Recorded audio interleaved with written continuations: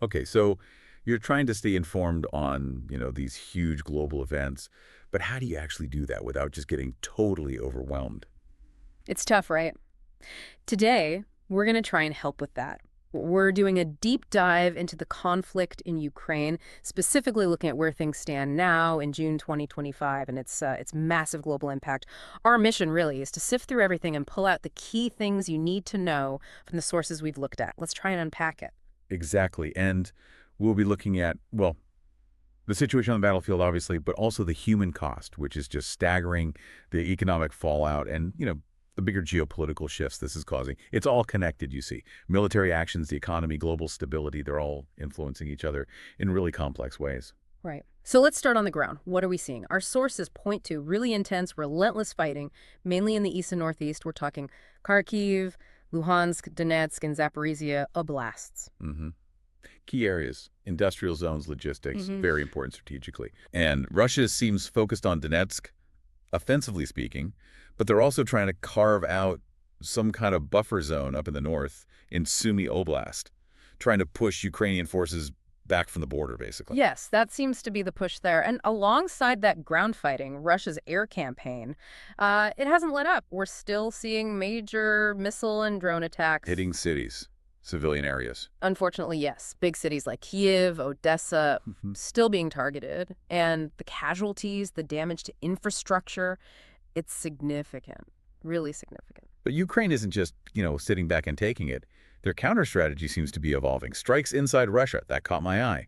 Drone attacks on air bases, border regions. That's right. It's a definite shift in tactics. And this detail, Ukrainian forces actually occupying parts of Russia's Kursk Oblast. I mean, how significant is that? Is that a major development? Oh, absolutely. That's a bold move. It puts direct pressure on Russia, on their own territory. It changes the psychology of it, perhaps.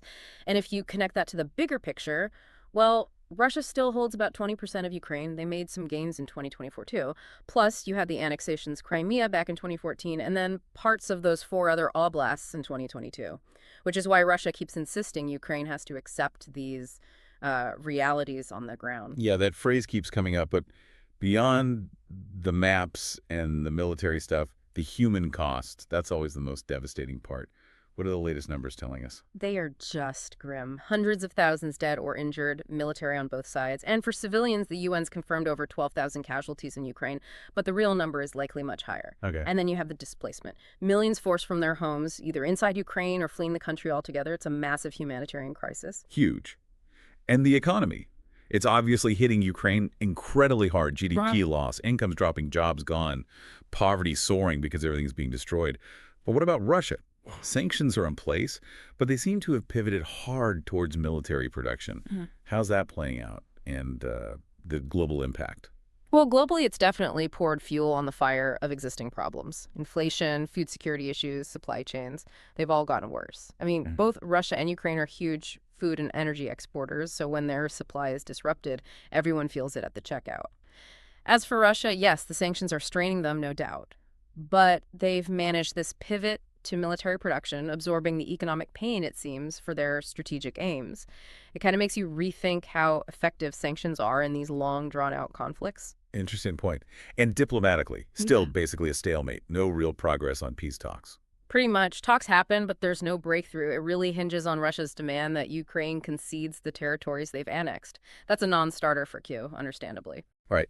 And that deadlock has bigger consequences geopolitically. Russia-Europe relations are obviously, well, terrible. Severely weakened, yeah. Forced a big rethink in Europe about energy, security, All sorts of things. But conversely, it seems to have strengthened U.S.-Europe ties, new security deals, NATO getting more focused, perhaps. And the technology aspect, drones, AI, seems like this war is a major proving ground. Absolutely critical. The role of uncrewed systems, drones especially, is just undeniable now. It really pushes the question of whether future wars might be thought very differently, with algorithms and swarms changing the whole equation. A bit scary, that thought. And speaking of scary, the nuclear threats, they seem to have resurfaced in a big way. Disturbingly so. Russia's made veiled threats, sometimes more direct ones. It's brought nuclear rhetoric back into the mainstream international discussion in a way we haven't seen for decades. It's a very serious, very concerning development. Okay, so summing up this deep dive then, the conflict is very much ongoing. The human cost is immense and continues to grow. Hmm. And the ripple effects are huge. Economically, geopolitically, alliances are shifting, military strategy is evolving right before our eyes. So as you think about all this, maybe consider this. With technology changing warfare so fast and these big geopolitical shifts happening, how might that fundamentally reshape, global security in the next few decades? What kind of new challenges or maybe even solutions might come out of all this? Definitely something to keep thinking about.